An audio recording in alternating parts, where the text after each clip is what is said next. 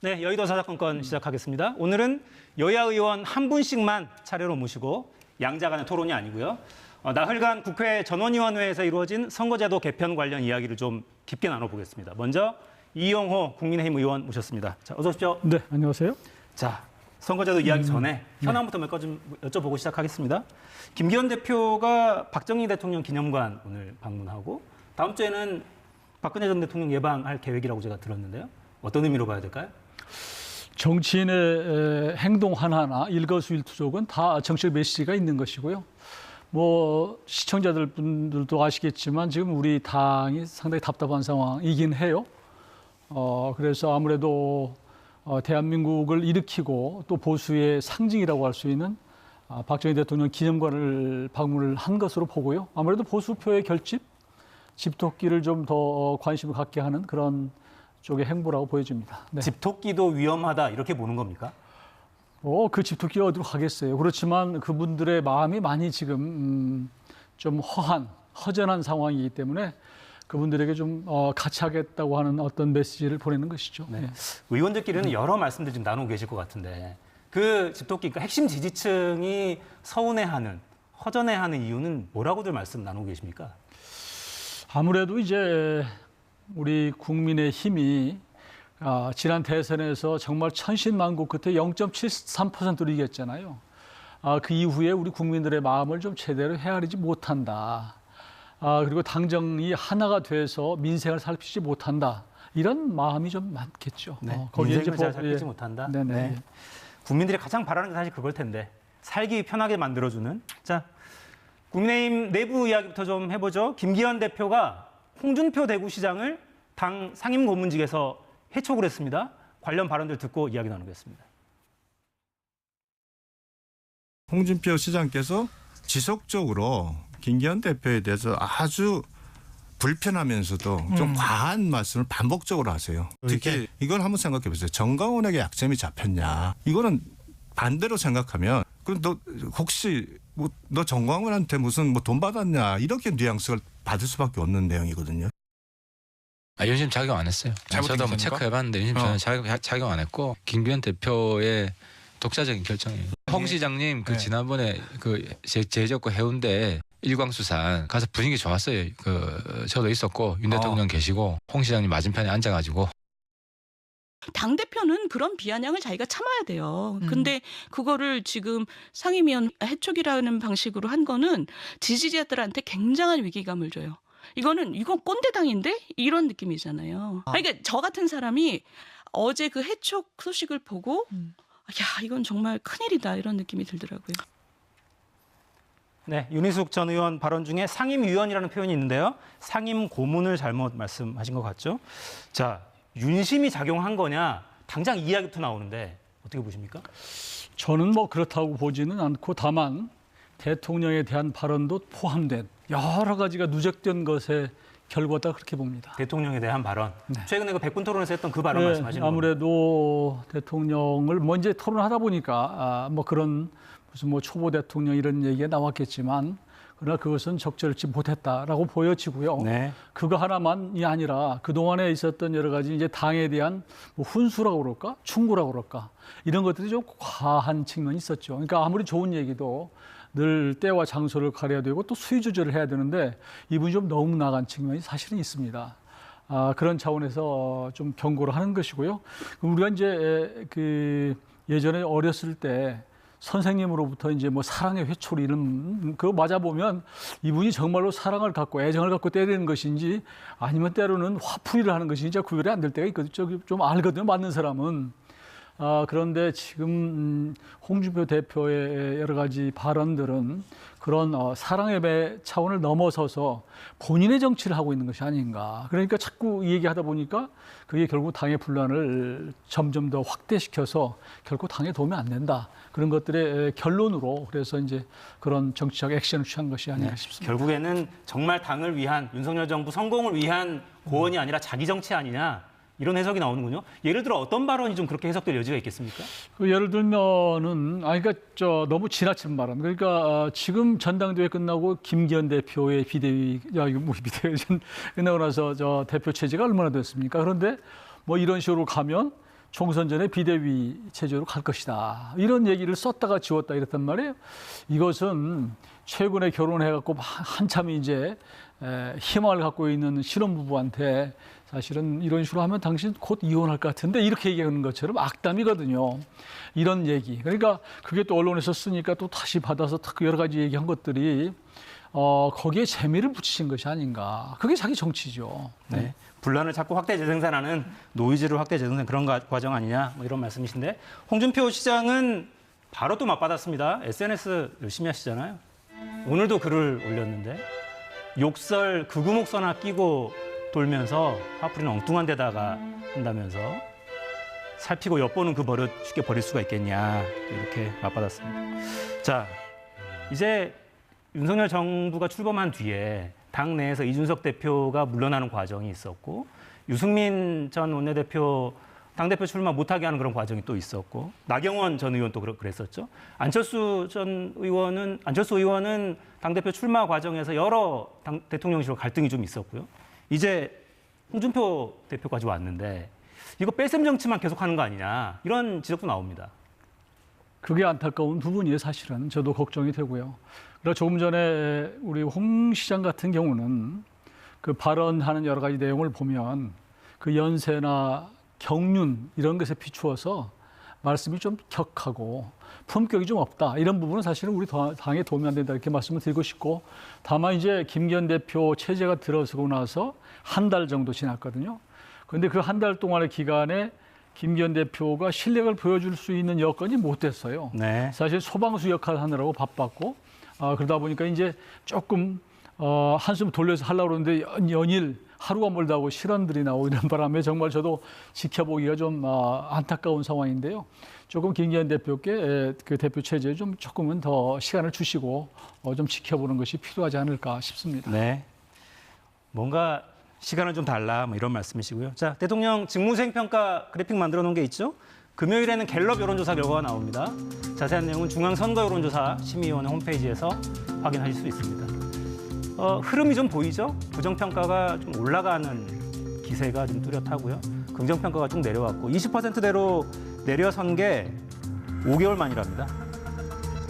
이게 지금 이런 흐름은 어떻게 보세요? 그러니까 지역구에서는 걱정이 더 많으실 것 같아요. 사실 호남이시니까. 요즘에는 뭐 제 지역구는 말할 것이 없고요. 수도권에서도 썩 좋지 않은 것 같아요. 예전에는 뭐 저한테 이제 만나는 사람들이 좀 충고를 하고 했는데 요즘은 아예 좀 충고하는 것 자체가 좀 더 꺼려지는 것인지 아예 얘기를 잘 안 씁니다. 아예 얘기조차 안 하는. 그러니까 사실 그런 얘기가 있잖아요. 좀 더 이렇게 싫어하는 마음보다 아예 무관심 자체가 더 나쁘다는 건데 많이 무관심해진 것이 아닌가 싶어서 좀 걱정이 좀 듭니다. 네. 그러니까 여론조사 결과를 제가 좀 수치를 자세히 보니까 성향 중도층에서는 긍정평가가 20%도 안 됩니다. 18%. 부정평가가 70%가 넘거든요. 근데 이렇게 가면 선거 어떻게 치릅니까? 지금 선거 1년밖에 안 남았는데. 이대로는 안 가야죠. 그러니까 지금부터라도 차근차근 점수를 좀 따야 되겠다. 또 이렇게 그 지지도가 낮으니까 뭔가 극약 처방을 해야 되겠다고 하는 그런 욕심을 부려서는 저는 안 된다고 생각하고요. 어려울수록 근본으로 돌아갈 필요가 있다고 생각합니다. 그러니까 우리가 지금처럼 뭐 국민에게 무슨 어떤 이벤트를 보이거나 또 국민들의 민생과 관계없는 뭐 여하간에 무슨 그런 메시지를 보내기보다는 다시 우리 당이 집권 여당으로서의 안정감을 보이고 우리 국민들이 필요로 하는 그런 부분에 집중을 해서 하나하나 점수를 따갈 필요가 있다. 저는 그렇게 충고를 하고 싶습니다. 네. 대선 직전에 여러 가능성을 보고 결단하셨는데 의원님도 걱정이 크실 것 같습니다. 자, 미국의 도청 관련해서 우리 정부 관계자 입장을 그래픽 만들어 놓은 거 있죠? 그걸 좀 다시 보고 말씀을 나눌까요? 현재까지 도감청이 있었다고 할 근거는 찾지 못했다라는 발언이 있었고요. 미국 현지에서 우리 정부 고위 당국자가 워싱턴 주재 우리 특파원들 만난 자리에서 한 이야기입니다. 조사가 진행 중인 사안이다. 우리가 보기에 불편한 행동은 없다는 뜻이다. 이런 발언도 있었고, 여기 현지에 이제 미국 그 관계자들이 오해가 생겨서 곤혹스러워하는 것 같았다.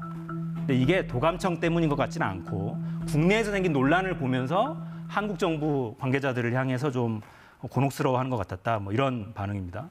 정부 당국 혹은 대통령실의 대응 이건 좀 어떻게 평가하고 계십니까? 이 사안에 대해서. 조금 너무 조심스러워하는 거 아닌가. 그러니까 물론 외교라고 하는 것은 뭐 발언 하나하나가 굉장히 조심스럽고 신중하게 하는 것은 필요하지만 도감청 문제는 많이 있었다고 한다면 이건 범죄입니다. 그러니까 이 도감청 문제에 대해서 진상은 나오지 않았지만 나왔다고 이게 사실이라면 엄중하게 항의를 하는 게 필요하고요. 그런 단호한 모습을 보일 필요가 있었는데 자꾸 미국을 감싸는 듯한 아니면 처음부터 없었던 듯한 자꾸 여러 가지 얘기를 하면서 이게 말이 바뀌는 것이 국민들이 보기에 썩 좋지가 않다. 저는 그렇게 말씀을 드리고 싶어요. 처음에 터무니없는 거짓이다 이렇게 얘기했다가 또 상당수는 위조됐다. 그러면 상당 위조 안 된 게 있다는 뜻 아니겠어요?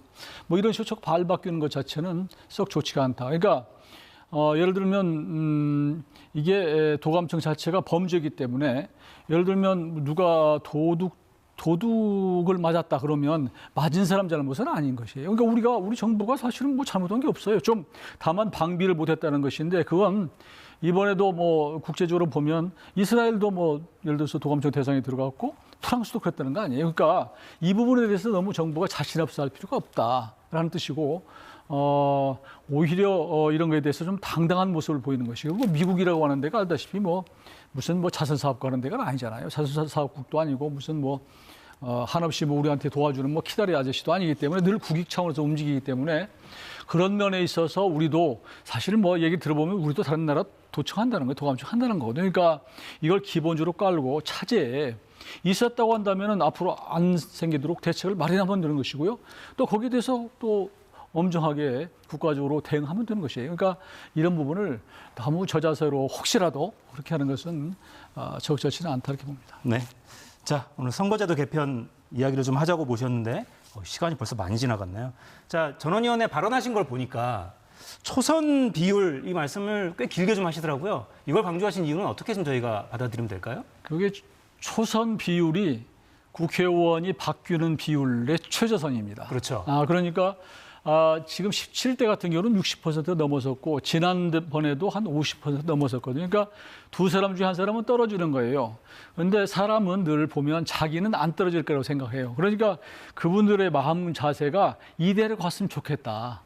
이게 제도를 안 바꿨으면 좋겠다. 이런 생각을 하기 때문에 제가 어떤 그 요청을 하기 전에 우리 마음을 비우자.